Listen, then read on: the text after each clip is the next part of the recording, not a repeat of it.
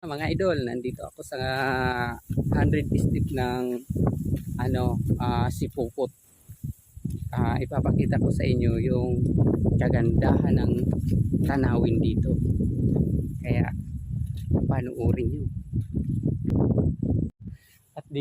At dito na ako sa itaas ng kagandahan at matatanaw nyo na po dito yung tanawin ng Sipo. Dito po yan sa may 100 step. Kaya papakita ko sa inyo. Yan. Yan po. Dito po yan sa lugar ng Sipo.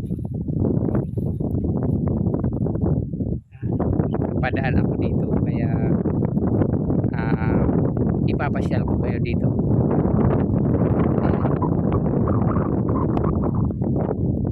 Diba maganda mga idol? Saan pa kayo niyan? Para na rin kayo namamasyal.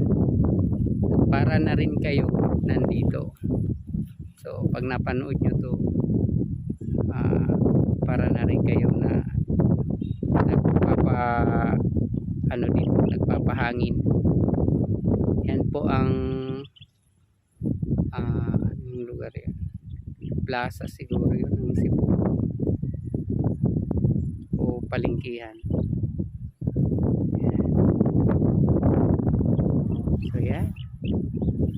So habang lumalakad ako, para na rin kayo umiikot dito.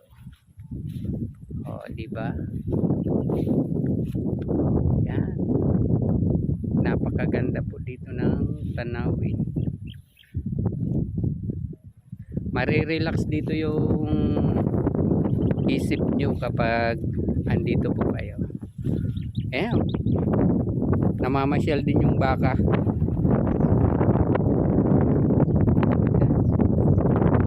Hindi na ako pupunta dun sa pinakataas na yun. Pataas po kasi ito. Dito kita naman po yung kagandahan. So napakaganda po talaga ng ating tanawin. Yan po ang lugar ng Impig. Yan po, yan ang Impig.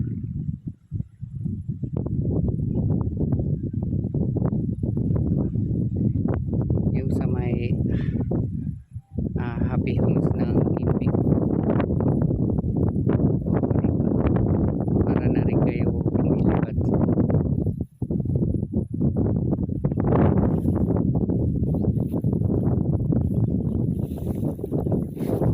Ganda talaga dito.